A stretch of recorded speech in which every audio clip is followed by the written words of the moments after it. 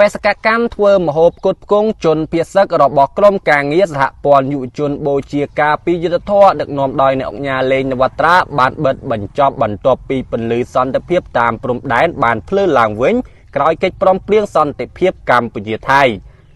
ជំរំវត្តពោ5000ដើមស្រុកគូលែនខេត្តព្រះវិហារគឺជាគោលដៅចុងក្រោយនៃបេសកកម្មរបស់ក្រុមការងារសហព័ន្ធយុវជនបូជាការពីយុទ្ធធរដឹកនាំដោយអ្នកអង្គការលេងនវត្រាបានរៀបចំផ្គត់ផ្គង់ម្ហូបជូនប្រជាពលរដ្ឋភៀសសឹកនៅថ្ងៃទី30ខែតុលាឆ្នាំ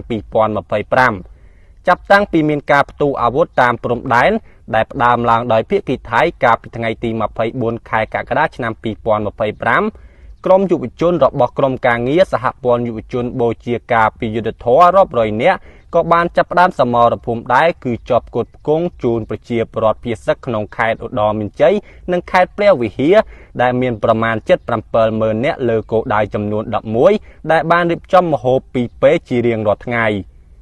បេសកកម្មប្រកបដោយស្មារតីមោះមុតមិនរុញរាដើម្បីជាតិនិងប្រជាជនកម្ពុជានេះបានធ្វើឡើងក្រោមកិច្ចសហការជាមួយឯកឧត្តមសង្ហបណ្ឌិតគុណគីមទេរដ្ឋមន្ត្រីអនុប្រធានទី1គណៈកម្មាធិការជាតិគ្រប់គ្រងគ្រោះមហន្តរាយឯកឧត្តមមានច័ន្ទយ៉ាដាអភិបាលខេត្តបន្ទាយមានជ័យនិងឯកឧត្តមគីមរិទ្ធអភិបាលខេត្តព្រះវិហារ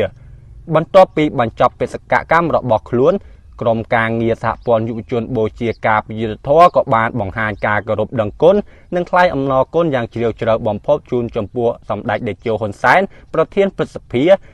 រាជរដ្ឋាភិបាលកម្ពុជាក្រោមការដឹកនាំដ៏ឈ្លាសវៃនិងស្វាហាប់របស់សម្ដេចបវរធិបតីហ៊ុនម៉ាណែតនាយករដ្ឋមន្ត្រីដែលបានប្រកាន់យកភាពអំណត់អត់ធ្មត់ដោះស្រាយបញ្ហាដោយសន្តិវិធីបញ្ជាសង្គ្រាមកាន់តែរីកធំ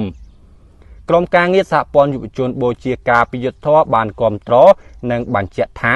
ការបង្កើតកិច្ចព្រមព្រៀងសន្តិភាពពិតជាមានតម្លៃជាសវណ្ណសម្រាប់ប្រជាពលរដ្ឋខ្មែរនិងអ្នកជិតខាងដែលស្រឡាញ់សន្តិភាពតានេះគឺអរគុណដល់គាត់ជួយគាត់សុខសប្បាយដល់ជួយពេញឲ្យរកទឹកចំណាំអត់